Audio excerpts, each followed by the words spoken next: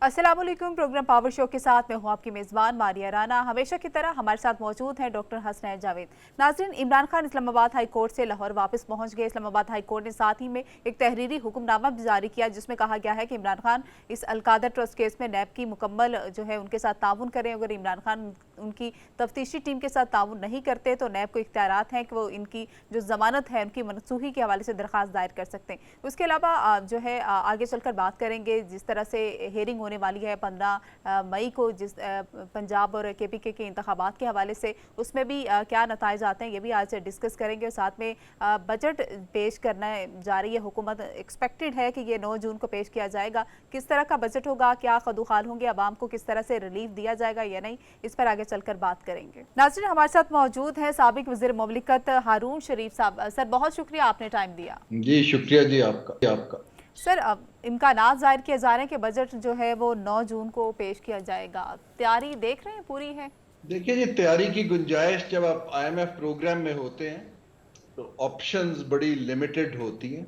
अब हुकूमत का चैलेंज मल्टीपल है। एक तो उनको अपनी कंस्टिट्यूएंसीज को खुश करना है, फिर इस वक्त इतनी महंगाई है, कुछ लोगों को रिलीफ देना है। At the same time IMF के जो प्रायर एक्शंस हैं जिसमें आपने सब्सिडीज को भी काटना है, जिसके अंदर आपने गैर जरूरी अखराजात को भी कम करना है, सूद की शरह को भी आपने हाई रखना है। तो इस वक्त मेरे हिसाब से तो बजट के अंदर कोई ऐसी एक्स्ट्रा ऑर्डिनरी कोई काम करने की गुंजाइश नहीं है, क्योंकि ये बजट इसलिए भी जरूरी है कि अगर हमने IMF का अगला प्रोग्राम लेना है तो उनको इस बजट को साइन ऑफ करना होगा। तो लोगों को एक मुश्किल बजट के लिए तैयार रहना चाहिए। लेकिन सर, जिस तरह से बातें हो रही कि अवाम दोस्त बजट जो है वो एक्सपेक्टेड है, तो IMF के जो प्रोग्राम है उसमें गुंजाइश है? बिल्कुल गुंजाइश नहीं है जी। देखिए, इस वक्त 3-4 फैक्टर्स जहन में रखने। देखिए, जो हमारी इस वक्त GDP ग्रोथ की प्रोजेक्शन है उससे हमारे जो इंटरनल जो कलेक्शन है टैक्स की और रेवेन्यूज अगले साल टारगेट के आने की तवक्को नहीं है। सिमिलरली जो हमारा कोई हमने मेजर ऑस्टेरिटी का मैयर नहीं लिया जहां से फिस्कल स्पेस क्रिएट की जा सके अवाम को पास ऑन करने की। एक आध बात हो रही है कि बैंकों पे टैक्स बढ़ा दें या अमीर आदमी पे बढ़ा दें या कंपनी पे बढ़ा दें, लेकिन आप डबल टैक्सेशन नहीं कर सकते हैं। खास तौर पे अब अभी सियासत क्या रुख लेती है, लेकिन अगर हुकूमत थोड़े इलेक्शन मोड में आ जाती है तो फिर इनको अपने कंस्टिट्यूएंट्स को खुश करना या MNAs को खुश करना ज्यादा जरूरी होगा रादर दैन के गरीब आदमी की तरफ रिसोर्सेज डाले जाएं। अब हमारा हिस्ट्री में पहली दफा जो कर्जों का सूद का अमाउंट है वो 9 माह की टैक्स कलेक्शन से बढ़ गया। तो अगर हमने सिर्फ सूद देने के पैसे ही हमारे पास नहीं है तो मुझे समझ नहीं आती कि हम कर्ज भी नहीं ले पाएंगे तो खर्चा काटे बगैर हम कैसे अवाम को रिलीफ दे सकते हैं। अच्छा सर, मुझे ये बताइए कि इस टाइम पर जो हफ्तावार महंगाई है वो 50% के करीब है। सेंसिटिव प्राइस इंडेक्स के मुताबिक जो है ये तकरीबन जो 11 मई के ख़त्म होने वाले हफ्ते में 48.02 गई, और इसके अलावा जो इदारा शुमारियात है उसके मुताबिक तकरीबन 48.35 चली गई, अप्रॉक्सीमेट टू 50।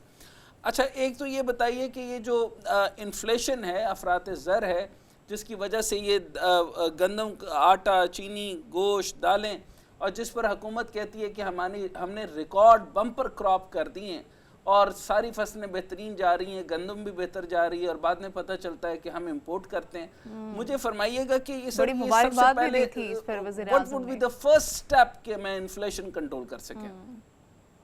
जी, पहले तो ये समझने की बात है कि जो इन्फ्लेशनरी प्रेशर है ये पाकिस्तान की इंटरनल गवर्नेंस का फेल्योर की वजह से ज्यादा है। क्योंकि जो पहले कहा जा रहा था कि पूरे खित्ते में है, मैंने कल पूरे एशिया का मॉनिटर स्टडी किया है, हमारी इन्फ्लेशन जो है वो तकरीबन हमारे बाकी हमसायों से दुगनी है। तो अगर हमारी इन्फ्लेशन दुगनी चल रही है तो ये इंटरनल फेल्योर है।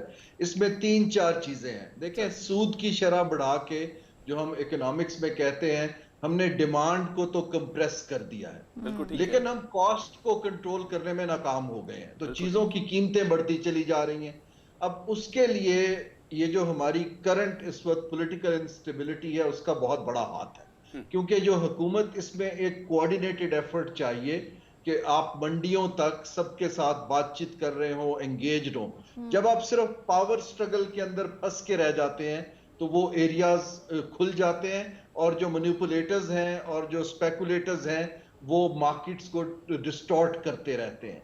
तो एक तो मैं ये पॉइंट क्लियर करना चाह रहा था। दूसरी चीज ये है कि अब आगे इसको हमने कैसे कंट्रोल करना है। ये ना सिर्फ इन्फ्लेशन का प्रेशर है जी, इस वक्त तो हम, जैसे मैंने अर्ज किया कि सूद की शरह हिस्टोरिक हाई पे है, बिल्कुल जो हमने कर्जे पे करने हैं। इन्फ्लेशन हिस्टोरिक हाई पे है। Exactly. बजट डेफिसिट 7.9% है, जो गालिबन 40 साल से नहीं हुआ। And food इस security वक्त is up हमें to समझने 60%, की sir. ये, और कर्जा डेट टू जीडीपी रेशियो इतना बुरा नहीं है, लेकिन कर्ज सारा जब हुकूमत चलाने के खर्चों में लग रहा हो और लोगों पे ना लग रहा हो तो वो डेट फिर नेगेटिव रिटर्न्स देता है। एग्जैक्टली अच्छा, अब यहाँ पर इम्पोर्टेंट बात ये सर, 9 जून को बजट पेश किया जाएगा और आईएमएफ ने ये क्या डिमांड की है? 6 अरब की डिमांड की है सर या 8 अरब की डिमांड की है कि आप पहले ये कलेक्ट कर लें फिर हम आपसे बात करते हैं? इज दैट, आई मीन, कोई चीज़ इसमें सही है?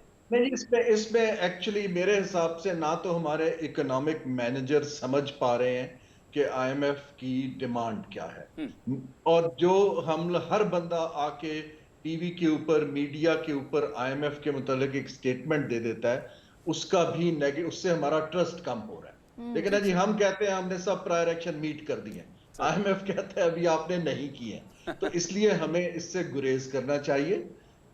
जो गैप है, जो मेरी कैलकुलेशन थी, वो 3 से 4 अरब डॉलर का था कोई 2 हफ्ते पहले तक। 3 से 4 अरब डॉलर जी। आईएमएफ ये कह रहा था कि आपकी रिलायंस जो है वो फ्रेंडली कंट्रीज पे बढ़ती चलती जा रही है, और वो गालिबन पैसा, क्योंकि आप वो सियासी बुनियादों पर, डिप्लोमेटिक रिलेशन पर लेते हैं, वो शायद सस्टेनेबल इतना नहीं है। आप अपने पैसों के इनफ्लो को डाइवर्सिफाई कीजिए, आप कुछ मार्केट से लीजिए, ताकि जो हमें ये तसल्ली मिले कि आपका जो पैसा है वो आपके खजाने में रहेगा।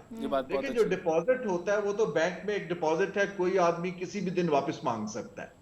अच्छा, लेकिन अब मुझे ये बताइए कि सर ये जो 3 से 4 अरब जो था, ये तकरीबन कुछ हफ्ते पहले था ना, अभी करंटली क्या सिचुएशन है? ये 6 से 8 हो गया या 8 अरब रुपए उन्होंने कहा है? मेरे हिसाब से गैप उतना ही है, क्योंकि हमने एक मैसिव इंटरेस्ट पेमेंट आ रही है हमारी जून में, ठीक है सर, बॉन्ड की, तो आई थिंक उसको अगर आप एड अप कर लें तो गैप बढ़ जाएगा temporarily. And what about the 2.4 जो बिलियन है डॉलर का जो कर्जा रोल ओवर होगा चाइना से, will that add some value to it?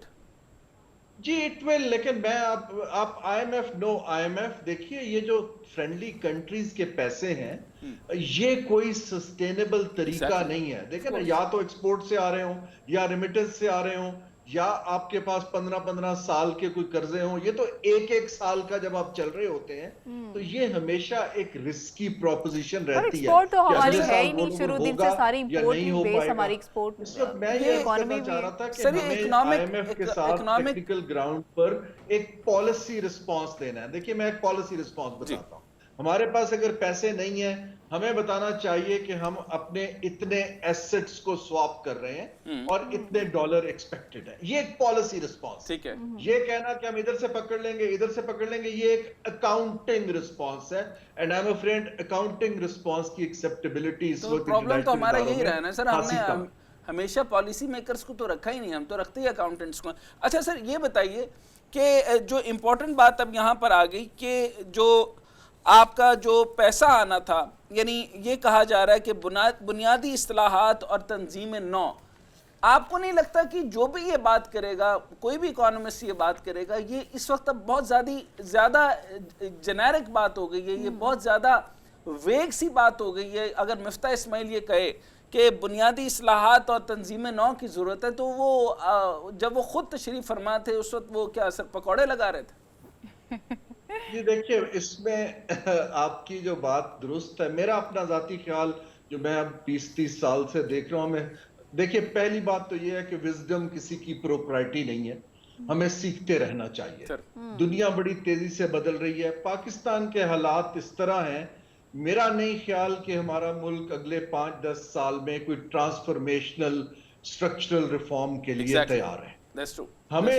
हमें दुनिया को ये बताना है कि हम कुछ कर सकते हैं। इस वक्त दुनिया हमें इस तरह देख रही है कि हम कुछ नहीं कर सकते, हम जरा पैसा मांग सकते हैं। अच्छा sir, are you agree to this कि अभी फॉर एग्जांपल मैं थोड़ी सी पॉलिटिकल की इजाजत चाहता हूँ, आप सिर्फ हम जमातों को नहीं देखते कि जितनी भी डेमोक्रेटिक गवर्नमेंट्स आई हैं, क्योंकि मैं इसलिए मुशर्रफ साहब का इसलिए जिक्र करना चाहता हूँ क्योंकि उन्होंने सारे के सारे टेक्नोक्रेट्स को बुलाया था और जो आपके सामने है वो जीडीपी 7 तक रहा। अच्छा, क्योंकि जो जमहूरी लोग हैं वो और तरह के मामलात उनके काफ़ी सारे होते हैं, उन्होंने कई जगहों से खांचे लगाने होते हैं, चुनाचे वो बहुत सारे मामलात को और तरीके से लेते हैं। मैं सिर्फ सर ये पूछना चाहता हूँ कि जो हम लोन लेते हैं और हमारी डिपेंडेंसी और आईएमएफ का एक आपने बहुत अच्छी बात की कि हम ये क्यों कह रहे हैं कि हमने सारी चीज़ें पूरी कर दी जबकि हमने नहीं पूरी की होती। तो जब ये लोन्स लेते हैं सर, इसके ऊपर ये सॉफ्ट लोन्स होते हैं, इसके ऊपर इंटरेस्ट रेट कितना लगता है, या इस टाइम पर हम 4 to 9% के हाई इंटरेस्ट रेट पर हैं, ये ज़रा कौम को बताइए ताकि इनको पता चले कि बजट हमारे साथ जब बनता है तो हमारे साथ सलूक क्या किया जाता है। देखिए, हमें यह समझने की जरूरत है कि ग्लोबल इंटरेस्ट रेट्स बढ़ रहे हैं। जी सर। यूके में इन्फ्लेशन पहली दफा डबल डिजिट में चली गई है। मैं अभी अमेरिका से आया हूं, वहां पर लोग कीमतें बढ़ने की रोजाना शिकायत कर रहे हैं। उससे एक्चुअली 4 से 5% सूद आजकल खासा कम है, क्योंकि ये जो मल्टीलैटरल के कर्जे होते हैं, ये सूद के अलावा इनका एक ये फायदा है, आईएमएफ के तो नहीं क्योंकि वो तो lender of the last resort है, लेकिन वर्ल्ड बैंक एडीबी के, कि वो 25 से 30 बरस उनका टेन्योर होता है। ठीक सर। तो इसलिए आपको फायदा, अगर आप इस वक्त मार्केट में जाते हैं, पाकिस्तान तो बॉन्ड मार्केट में जाने की पोजीशन में ही नहीं है क्योंकि हमारा रिस्क प्रीमियम इस कदर हाई हो चुका है। लेकिन तो सर ये फ्रेंडली कंट्री से भी लेने के लिए मतलब जो हम ले रहे हैं इस टाइम पे, क्योंकि आपको पता है, यानी अगर 10 साल की ब्रैकेट भी लगा लें पिछली, तो उसमें सॉफ्ट लोन लेते रहे हैं या जो एग्जैक्ट मार्केट के ऊपर इंटरेस्ट रेट लेते रहे हैं? देखिए, अभी जो डिपॉजिट ले रहे हैं तो कोई फ्रेंडली कंट्री नुकसान अपना तो नहीं करेगा, उसको जो दुनिया में डिपॉजिट पे रेट मिल रहा है हमसे भी वही मांगेगा। देखिए, ये जो एक भाईचारे की बात थी कि हमें हेल्प कर दो, वो फेज गुजर चुका है। हमें अब कमर्शियली इनको डील करना है। मेरा नहीं ख्याल कि पाकिस्तान किसी भी तरह से मजीद डेट को सस्टेन कर पाएगा। हमें इस वक्त अगर डेट में कुछ छूट लेनी है तो हमें कुछ स्टेट के एसेट्स को देना पड़ेगा, बेचना पड़ेगा, ताकि हम कुछ शेयर्स देने पड़ेंगे ताकि उसके अंदर कुछ स्पेस क्रिएट हो। वो स्पेस का डॉक्टर साहब तब ही फायदा है अगर हम इसके बाद उसको लीकी बकेट में पैसा ना डालें, उसको प्रूडेंटली इन्वेस्ट करें और रिफॉर्म करें। अगर हमने इसी डगर पे चलते गए तो 3 साल के बाद वो स्पेस फिर खत्म हो जाएगी। जैसे हम साइकिल में बार बार आते हैं, हम दोबारा आ जाएंगे। अच्छा, वो सियासी बात फिर खत्म हो गई, दूसरे कह रहे हैं सियासी बात मेरी फिर खत्म हो गई। रिफॉर्म पिक करने की जरूरत है और शो करने की जरूरत है कि हम कुछ कर सकते हैं ताकि दुनिया हम पर एतबार करना शुरू करे। अच्छा, कंपैरिजन देखते हैं सर कि पीपल्स पार्टी रही, नून लीग रही, पीटीआई आई, और उसके बाद अब भी जो है वो पावर स्ट्रगल्स इनकी चल रही हैं। मुझे आप जरा सी कोई बता दीजिए कि कोई भी इन आपस में किसी भी तरह का भी जो है वो सब सिमिलैरिटीज ही हैं, कॉमनैलिटीज ही हैं, कोई फर्क बजट तो नहीं बना सकते, इनके पास माशी मंशूर तो है ही नहीं, सब के सब लोन बेस या लेंडिंग एजेंसी से ही पैसा लेते रहे ना सर। उसका यूटिलिटी कैसे होती रही वो एक अलग बात है, लेकिन अब तक कोई भी प्रॉपर पॉलिसी मेकिंग किसी भी जमहूरी कुव्वतों में से हुई या नहीं हुई? इवन के पिछले दौर में भी 2 से 3 इन्होंने जो है उनको बदला है, जो वज़ीर ख़जाना है, और अभी भी इसहाक डार है, तो उनसे भी कोई मुतमिन नहीं है, तो फिर ठीक कौन करेगा? देखिए, इसमें जो हमें समझने की बात यह है कि हमें लोन को इन्वेस्टमेंट से रिप्लेस करना है। ठीक है जी। मैं जब इन्वेस्टमेंट बोर्ड ऑफ इन्वेस्टमेंट में था, मैं कहना पता नहीं चाहिए या नहीं, मिस्ड अपॉर्चुनिटी ये थी कि हम 5 से 7 अरब डॉलर उस वक्त रेज कर सकते थे प्री कोविड टाइम में। हमारी ब्यूरोक्रेसी में वो सलाहियत ही नहीं थी कि हम उसको एब्जॉर्ब कर सकते या ट्रांजैक्शन कर लेते। मैं इनको समझाता रहा कि इसको ब्यूरोक्रेसी से निकाल के किसी प्रोफेशनल जगह में रख दें तो ये काम हो जाएगा, लेकिन क्योंकि हमारे ब्यूरोक्रेट्स ने कैप्चर की हुई है वो स्पेस, तो वो काम नहीं हो पाया। मेरी अभी भी राय ये है कि जो आपने पॉलिटिकल पार्टीज की बात की है, जी सर। अगर तो हम इकोनॉमिक डिसीजन मेकिंग को पॉलिटिसाइज, पॉपुलिस्ट और सेंट्रलाइज रखेंगे तो कुछ नहीं हो पाएगा। अगर हम इनको कुछ इदारों को डीरेगुलेट करके उन इदारों को इंडिपेंडेंट दे देंगे, प्रोफेशनल्स को दे देंगे, तो फिर कुछ काम हो वेरी पाएगा। Valid point sir, very valid point. अगर कैबिनेट ने जनरल मैनेजर वापडा भी लगाना है, पीसीबी का चेयरमैन भी लगाना है, तो फिर ये कैबिनेट का काम ये नहीं होता। एक मैं मिसाल देता हूं, कैबिनेट का काम ये एक पॉलिसी डिसीजन ले कि आज से पाकिस्तान की हुकूमत कारोबारी इदारे नहीं चलाएगी, सिर्फ यहां पर। उनका काम उनको बेचना या रिस्ट्रक्चर करना नहीं है। इसके बाद आप प्राइवेटाइजेशन कमीशन को इंडिपेंडेंट कर दें, उसका सीईओ लगाएं, उसको चाहे 1 करोड़ रुपया महीना तनख्वाह दें, उसको टारगेट दें और उसको कहें कि भाई तुमने काम करना है। लेकिन जब तक हम ये सियासी तौर पे इसमें घुसे रहेंगे, नाम में सलाहियत है, हम ऑलवेज कंस्टिट्यूएंसी पॉपुलिज्म में फंसे रहेंगे और कुछ नहीं कर पाएंगे। अच्छा, मैं इन दो चार और चीज़ें भी हैं, मेरे ख्याल में इनको ब्रेक में जाना है सर, तो मेरे ख्याल में आपसे किससे कंटिन्यू करता हूं, मैं कुछ सवाल और करूं ताकि मैं सब्जेक्ट ठीक है। हारून शरीफ साबिक वज़ीर मुमलिकत हमारे साथ मौजूद हैं। एक ब्रेक लेंगे, ब्रेक के बाद वापस आएंगे। ब्रेक के बाद खुश आमदीद नाज़रीन। हारून शरीफ साबिक वज़ीर मुमलिकत हमारे साथ मौजूद हैं। गुफ्तगू का सिलसिला जारी है। सर, जैसे बात हो रही थी, आपको उम्मीद है इस हुकूमत से या आने वाली किसी भी गवर्नमेंट से कि कर्जों से जान छूट सकता है? देखिए, ये एक बहुत लॉन्ग टर्म प्रोसेस है जी, लेकिन हमें सिमत मुतय्यन करनी है। इस वक्त मुझे क्योंकि डायरेक्शन नहीं नजर आ रहा, अभी तो हमें सिर्फ बुक को बैलेंस करने की बात नजर आ रही है Exactly. कि इधर से पैसा मांग लें, इधर से काट लें। ये कोई पॉलिसी रिस्पांस नहीं है। और पॉलिसी रिस्पांस की, जैसे मैं अर्ज कर रहा हूं कि ब्यूरोक्रेसी में सलाहियत नहीं है। हुकूमत जो सियासी है वो प्रोफेशनल्स के लिए स्पेस यहाँ सर मैं बहुत इंपॉर्टेंट, क्योंकि आप माजरत के साथ मैं आपकी बात को थोड़ा 2-3 हो, मैं आपकी बात को थोड़ा सा कट करता रहूंगा और ताकि ब्रैकेट्स बनाता रहूं। सर, नंबर 1 ये है, हमने जो अभी इस वक्त कंक्लूड कर रहे हैं वो ये है कि हम इस वक्त यानी अगर पूरी की पूरी 15 से 20 इकोनॉमिस्ट को भी बिठा दें तो हम सारे कंसेंसस पे बैठेंगे कि ब्यूरोक्रेसी से ये मामला हल नहीं होगा। 1 इसी तरीके से जो आईपीपी का मैटर है, जो 2,500 अरब से बढ़कर बहुत ज़्यादा आगे चला गया, वो भी नहीं बढ़ेगा।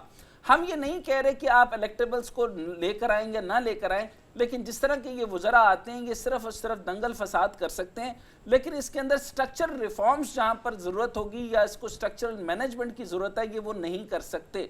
अच्छा, दूसरा बात ये कि हम कर्ज़ों को वापस कर देंगे, ये इतनी बड़ी वेग स्टेटमेंट है कि मतलब यानी इससे बड़ा झूठ हो नहीं सकता, क्योंकि आप ये समझते हैं कि और आप जानते हैं कि इस हद तक हम कर्जों पे पहुंच चुके हैं कि हम कर्जा वापस नहीं कर सकते।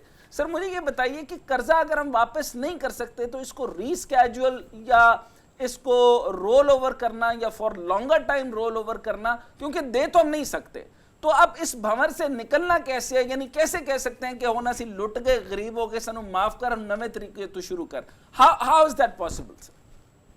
जी, मैं रिवर्स में चलता हूं आपके सवालों के जवाब में। देखिए, ये जो कर्ज है मल्टीलैटरल्स का, ये कोई एक मुल्क रिस्ट्रक्चर नहीं कर सकता सर।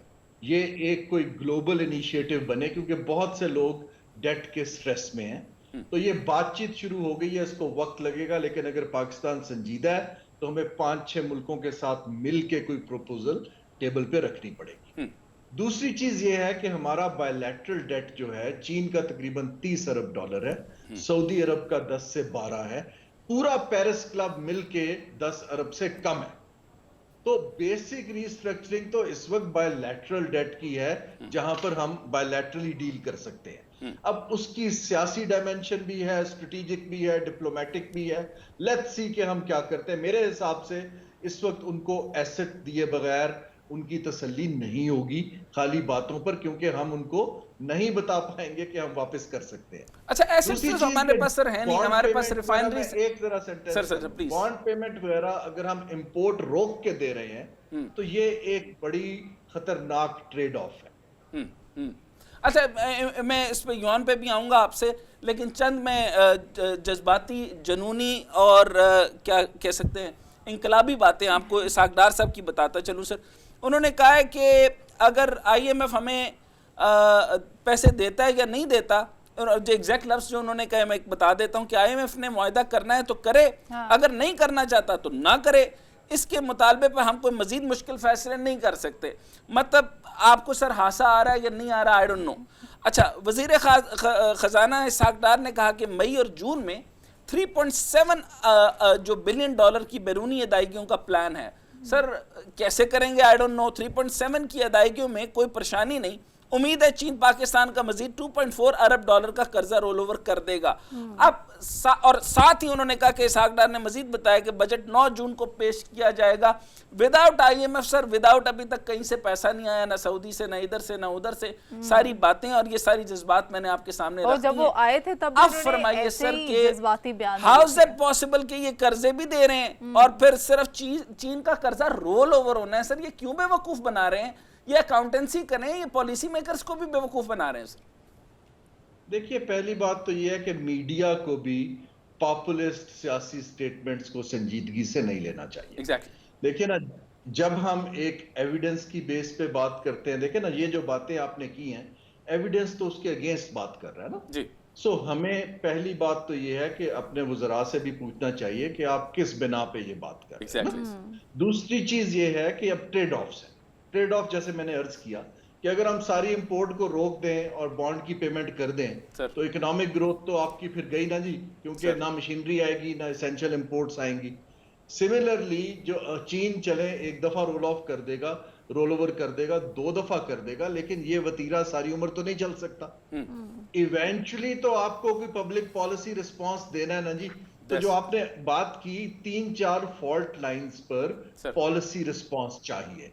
नंबर 1, जो हमारा पावर सेक्टर है उसके जो फॉल्ट्स हैं उस पे पॉलिसी रिस्पॉन्स चाहिए। जो हमारी स्टेट ओन्ड एंटरप्राइजेस हैं उसके ऊपर एक पॉलिसी रिस्पॉन्स चाहिए। जो हमारा इंडस्ट्री है एक इंडस्ट्रियल पॉलिसी चाहिए। मैं आगे नहीं जाता। अगर हम इन 3 एरियाज के ऊपर फिस्कल पॉलिसी, देखिए हम बजट डेफिसिट को ट्रबल बताते हैं, डेफिसिट ट्रबल नहीं है। डेफिसिट ट्रबल नहीं, पॉलिसीज जिनकी वजह से डेफिसिट आता है वो ट्रबलसम है। सो हमें ये रिस्पॉन्स देने के लिए एक्सपर्टीज चाहिए ग्लोबल लेवल की। उसके लिए हम स्पेस क्रिएट नहीं करते और पॉलिटिकल पॉपुलिज्म में फंस गए। मैं इस वक्त बहुत वरीड इसलिए हूं कि अब वो रेड लाइंस क्रॉस तकरीबन सारी होती जा रही हैं, तो फिर यही होगा कि कोई आके आपको डंडे से साइड पे करके कुछ करेगा जो मुल्क के लिए प्लेजेंट नहीं हो। अच्छा सर, मैं हार्वर्ड में भी देख कर आया हूँ। मैंने ऑफ कोर्स उसके कंपैरेटिव मॉडल के अंदर चाइना में भी मैं मुख्तलिफ यूनिवर्सिटीज़ के अंदर फाइनेंशियल मॉडल्स देख रहा हूँ। आपने अभी सारा कुछ बताया कि जो हमारी इन्फ्लेशन है, अफरात ज़र है, वो पूरी दुनिया से जो है वो मैक्सिमाइज लेवल तक चली गई है। ये और इसके मैटर सारे पॉलिटिकल हैं। पॉलिटिकल स्ट्रक्चरिंग में अगर सर देखें कि इजराइल की अगर एग्जांपल देते हैं, वहाँ पे एक साल में 5 के करीब इलेक्शंस होते हैं या इलेक्शंस हिलते जुलते रहते हैं, जमहूरियत हिलती जुलती रहती है, लेकिन उनकी जो है वो इकोनॉमिक पॉलिसीज जो हैं वो स्टेबल रहती हैं। आप अमेरिका को भी देखा है, अभी भी रिसेंट टाइम में भी देख लेते हैं। आप सर बताइए कि अगर जिस तरह के भी इन्होंने जमहूरी झगड़े करने हैं, जो कि आपको भी पता है कि इनके पास माशी मंशूर और प्लान किसी के पास भी नहीं है और कोई भी इस मसले से कोई भी जमहूरी हुकूमत इनको निकाल नहीं सकती। और हुकूमत में आपने देख दिया कि बोर्ड ऑफ इन्वेस्टमेंट में पिछली दफ़ा खान साहब ने, यानी कॉन्फ्रेंस करवाने वाले साहब जो थे लीडरशिप पर, उनको उन्होंने बोर्ड ऑफ इन्वेस्टमेंट दे दिया और उसने कितना नुकसान किया ये मुझे पता है और आपको भी पता है। अच्छा, अब मुझे बताएं, ऑफ कोर्स जब जमहूरी हुकूमत का जो है वो प्लेजेंटली वो जो है वो हारून शरीफ साहब को तो रिक्वेस्ट नहीं करेगी कि आप तशरीफ़ लाएं और हमें भवर से निकालें, क्योंकि हारून शरीफ ने by the book, by the academia और बाय द स्ट्रक्चर काम करना है। उन्होंने खांचे तो लगाने नहीं है ना, वो मुझे कहेंगे। सो सर मुझे ये बताइए कि कौन से एरियाज में अभी ये फौरी तौर पे यानी टेक्नोक्रेटिक मेरिटोक्रेटिक स्ट्रक्चर्स बना दें जिसकी बुनियाद पे हम फौरी तौर पे ये वो सॉल्यूशंस ले आएँ जो अभी तक हमने फॉल्ट लाइंस के ऊपर बात की कि हम इसको फौरी तौर पे रिजल्ट ओरिएंटेड कर लें। जी, 2 एरियाज तो बड़े साफ है जी कि 2 चीजें तो फॉरेन गवर्नमेंट से इंडिपेंडेंट कर देनी चाहिए, एक बोर्ड ऑफ इन्वेस्टमेंट और एक प्राइवेटाइजेशन कमीशन, क्योंकि वो दोनों कभी हुकूमत के वजारत का हिस्सा नहीं थे, ब्यूरोक्रेट्स ने उनको कैप्चर कर लिया सर। तो जो कानूनन जो चीजें हैं ही नहीं उनको तो आप इंडिपेंडेंट करें ना जी। और वहां पर आप मेरिट के ऊपर KPMG किसी HR फर्म से कहें कि जी आप कंपटीशन पर एक CEO लाएं, उसको अपनी टीम बनाने दें और उसको आप टारगेट्स दें और माइक्रो मैनेजमेंट से निकल जाए। ये रिफॉर्म अगर हम कर देते हैं तो सिग्नल ये जाएगा कि हम एक वाकई कुछ करने में संजीदा हैं। Let these professionals tell you कि मैं कहां इन्वेस्टमेंट लाऊंगा, हम प्राइवेटाइजेशन से क्या बेच पाएंगे। ये आसान है क्योंकि ये ऑलरेडी कानूनन ये चीज बनी हुई है। नए इदारे बनाने के मैं बिल्कुल खिलाफ हूं क्योंकि ना सलाहियत है और उसको ब्यूरोक्रेसी और रिटायर्ड हमारे अफसरान कैप्चर कर लेते हैं, वो नौकरियां और पर्क्स एंड प्रिविलेजेस का हिस्सा बन जाते हैं। अब आप आइए आगे, अभी भी आप देखिए, आप खुद सोचिए, बहुत से इदारे हैं, एक TDAP है, एक टैरिफ कमीशन है, एक हमारा इंजीनियरिंग डेवलपमेंट बोर्ड है।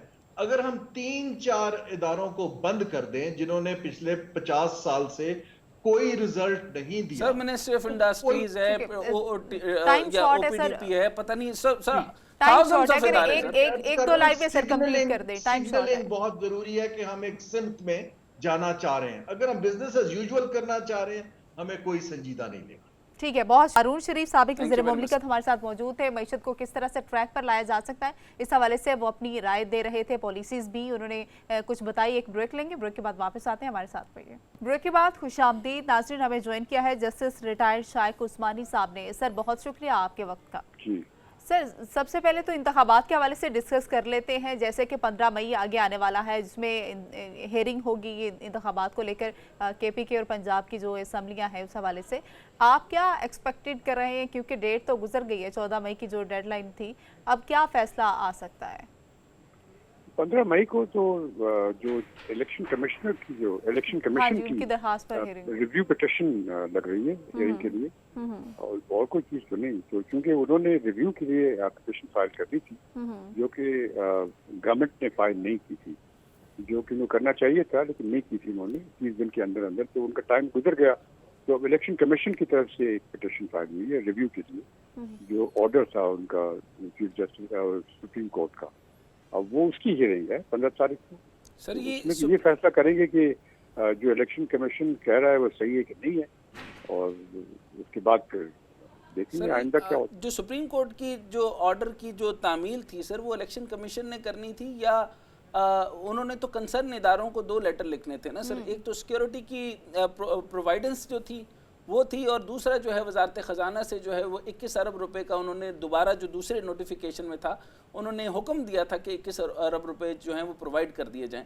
तो इसका जवाबदेह कौन है सर, हुकूमत है या इलेक्शन कमीशन? इलेक्शन कमीशन ने वाज़ेह भी कर दिया था कि हुकूमत ताउन नहीं कर रही। कोर्ट में ऐसे काम नहीं चलता। कोर्ट में ये पिटिशन फिक्स हुई है जो मंडे को, वो पिटिशन है इलेक्शन कमिश्नर की सर, किसी और को नोटिस नहीं दी गई सर। इलेक्शन कमिश्नर के तरफ से वकील आएगा, वो आर्ग्यू करेगा अपनी रिव्यू पिटिशन को।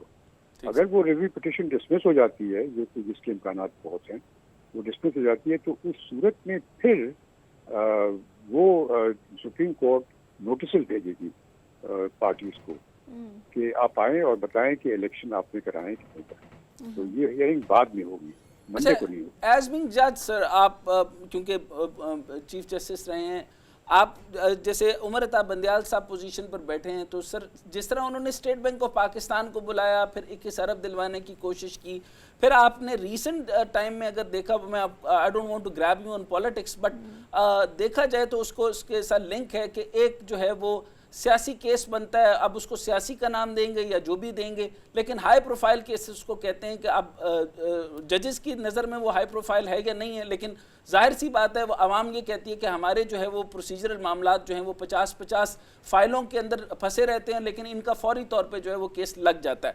सर मुझे ये बताइए कि जब ये जो मामला बना है इनका, कि अदालत से अभी नैब ने जो बनाया वो कच्चा केस था और अभी तक उसके ऊपर कुछ बात बनी नहीं थी, और उनको वहाँ से जो है वो गिरफ्तार कर लिया, मैं इमरान खान साहब की बात कर रहा हूँ, और उसको लिंक अप किया जाता है कि ये इस सारे के सारे डिले के अंदर इलेक्शंस के साथ मामला है और इलेक्शन में डिले की वजह से ये सारा कुछ किया जा रहा है। इस पर बताइएगा सर कि ये जो मतलब अभी नैब की तरफ से केस पक्का नहीं होता तो उस पर गिरफ्तारी हो सकती है सर? देखिए, नैब का जो सिस्टम होता है वो बिल्कुल मुख्तलिफ होता है। नैब का सिस्टम ये होता है कि सबसे पहले वो एक नोटिस भेजते हैं, उसको कहते हैं inquiry stage. Right sir. Inquiry stage होती है, उसमें वो बुलाते हैं, उनसे बातचीत करते हैं टेबल कुर्सी पे बैठ के सामने, बातचीत होती है। सर उसके बाद फिर अगर वो समझते हैं कि इसमें और इन्वेस्टिगेशन करनी है, फिर वो एक इन्वेस्टिगेटिव स्टेज पे जाता है, नंबर 2 राइट सर के इन्वेस्टिगेशन। उसमें वो एविडेंस वगैरह आती है, उसको देखते हैं, एग्जामिन करते हैं। उसके बाद जब सेटिस्फाइड नहीं होती नैब, तो फिर उस सूरत में फिर वो रेफरेंस बना करके वो ट्रायल कोर्ट के पास पेश कर देती है। ठीक सर और ट्रायल कोर्ट फिर उसको फिर नोटिस भेजती है और वारंट्स भेजती है अरेस्ट करने के लिए। ठीक है ये सर जो केस हुआ था, इसमें जिसकी बात आप कर रहे हैं, जी सर ये तो इसमें ये हुआ था कि हफीज जो कि नैब की तरफ से था, वो ये कहते हैं कि उन्होंने कोई नोटिस नहीं भेजी, उन्हें नोटिस भेजी थी उनको, याकूब भाई को। लेकिन इमरान खान की तरफ से कहा जा रहा है कि कोई नोटिस नहीं आई थी उनको ठीक पता सर। ही नहीं था कि इन्वेस्टिगेशन हो रही थी। ठीक सर उस सूरत पे, उस बेसिस पर उन्होंने जो हाई कोर्ट ने, इस्लामाबाद हाई कोर्ट ने उनको ये प्रिविलेज दे दिया कि उसको उन्होंने जो उनके अरेस्ट वारंट्स जो हैं उसके उनको बेल दे दी 15 दिन की। नहीं सर, एक और बात पूछना चाहता हूँ कि अहाता अदालत में इस तरीके से किसी भी मुल्जिम को गिरफ्तार किया जा सकता है? नहीं, ये तो गलत है। जो अदालत में गिरफ्तार किया गया उनको पहले दिन इमरान खान साहब को, वो गलत था, क्योंकि अदालत के अंदर आप किसी को अरेस्ट नहीं कर सकते। क्योंकि एक दफ़ा कोई शख्स जो है वो अदालत में पहुंच जाता है तो फिर अदालत की प्रोटेक्शन में होता है वो, और वो कोई उसको अरेस्ट नहीं कर सकता। अगर वो अरेस्ट करना चाहते हैं तो उनको रजिस्ट्रार के पास जाना होता है, उससे परमिशन लेकर के फिर अरेस्ट कर सकते हैं। अच्छा सर, तो अब गलत जितने था। भी केसेस बने हैं, मतलब फॉर एग्जांपल चाहे अब मुझे नहीं पता कि वो क्या करते हैं, ये जो सियासी नौयत के केस होते हैं, जिस तरह इमलाक को तोड़ा गया, सब कुछ मामलात किए गए, इसी तरीके से एक तोशा खाना का केस है जो कि वो भी वेग सूरत हाल इख्तियार करता जा रहा है, क्योंकि या तो सब के ऊपर कानून बनेगा या सिर्फ इमरान खान को नहीं पकड़ा जाएगा, पूरे तोशा खाना को उसको इंक्वायर करना पड़ेगा। इसी तरीके से अलकादर का बन गया या मुख्तलिफ किस्म की चीज़ें बनेंगी। जब तक सर साबित कोई चीज़ नहीं हो रही तो अदालत ने ये फैसला ठीक नहीं किया। लोग समझ रहे हैं कि ये फेवरेटिज्म की वजह से फैसला हुआ है और उनको जो है वो बेल दे दी गई और नामालूम केसेस के अंदर भी कह दिया गया कि इनको ना अरेस्ट किया जाए। तो आप क्या समझते हैं कि अदालत ने ये जो साइड दिए, ये ऑफ कोर्स फेवरेटिज्म तो नहीं होगी क्योंकि उनके पास तो कोई वाज़ेह सबूत पहुंचा ही नहीं। नहीं, वैसे इसमें मैं डिसएग्री करूंगी कि अगर आप जिस तरह से कह रहे हैं तो फिर केस को फारिग कर देना, उसको इतना लंबा लेकर चलने की क्या जरूरत है? जैसे तोशा खाना है, 6-7 साल हो गए, उसका कोई फैसला नहीं आ रहा। मेरी आप मुझे समझ नहीं, आप चाहते क्या है, पूछते क्या चाहते हैं मुझसे? जो जहाँ के तोशा खाना का केस जो है उसमें तो आपको मालूम है कि उसके फर्द जुर्म उन पे आयद हो गई थी और उनको रिमांड पे दे दिया था उन्होंने 1 हफ्ते के लिए। वो उस स्टेज पे था और जब उसमें वो बेल के लिए गए हाई कोर्ट के पास, तो हाई कोर्ट ने उनसे ये कहा कि ठीक है, वो उसको उन्होंने बेल दे दी। और हालांकि रिमांड पे था वो मैटर, उनको चाहिए नहीं था, उनको तो चाहिए था हाई कोर्ट को कि वो केस को उनसे कहते कि आप जाएं और ट्रायल कोर्ट के पास जाएं, उनसे बेल ले लें, हम आपको कल तक के लिए बेल दे देते हैं, प्रोटेक्टिव बेल, कल जाकर के आप ट्रायल कोर्ट के पास जाएं। ये उनको ऑर्डर होना चाहिए था, लेकिन वो उससे एक स्टेप आगे चले गए, उनको ज्यादा रिलीफ दे दिया जो कि आमतौर से कोर्ट्स नहीं देती। ठीक सर। अच्छा, क्विकली सर मैं ये पूछना चाहूँगा, दूसरा मतलब बाकी केसेस के ऊपर तो मैं कर लेता हूँ सर, अलकादर के ऊपर हल्की सी बात कर लेता हूँ कि उसने भी नैब में केस बनाया गया। सर मैं इस तरह ये पूछना चाह रहा हूँ कि जो भी ये केस बना और जो भी एडजस्टमेंट हुई, ये खुल के सामने आ जाएगी और आपके जहन में भी, आपको पता भी होगा इस बात का। प्राइम मिनिस्टर हो और प्राइम मिनिस्टर जो है वो उसमें ट्रस्टी हो सकता है, उसकी बेगम जो है वो ट्रस्टी हो सकती है, ये टेक्निकली ठीक है या नहीं है सर? कोई भी अगर कोई फिलैंथ्रोपिक काम हो रहा हो और उसके अंदर कोई भी प्रोजेक्शन हो रही हो तो उसके अंदर जो है प्राइम मिनिस्टर और उसकी जो बेगम है वो उसकी ट्रस्टीज हो सकती हैं सर? ये तो एक पर्सनल है ना। देखिए, ट्रस्ट पर्सनल ट्रस्ट से प्राइम मिनिस्टर के होने से कोई ताल्लुक नहीं है। Mister Imran Khan and Misses Imran Khan, जी सर, ये इन 2 ट्रस्टीज बन गए। जी सर। वो अगर प्राइम मिनिस्टर हैं अपनी डेली लाइफ में तो ठीक है, प्राइम मिनिस्टर हैं अपनी जगह, लेकिन ट्रस्टी तो बन सकते हैं। यानी इसके अंदर कोई मतलब कोई कॉन्फ्लिक्ट नहीं है, किसी किस्म का कोई ऐसा तजाद नहीं है? नहीं है, लेकिन ये है कि अगर उस प्रॉपर्टी को ट्रस्टी उसके बन गई हैं और वो प्रॉपर्टी की जो बैकग्राउंड है वो डाउटफुल है और सस्पिशियस है और वो सही नहीं है कानूनी तौर पर, तो नेचुरली जो ट्रस्टी बन गया वो जिम्मेदार होगा। ठीक है सर, बहुत टाइम दिया। जस्टिस रिटायर्ड शाइक उस्मानी हमारे साथ मौजूद थे, अपनी राय का इजहार कर रहे थे। इसी के साथ ही मुझे डॉक्टर साहब को इजाज़त दीजिए। अपना बहुत सारा ख्याल रखिएगा। खुदा हाफिज़।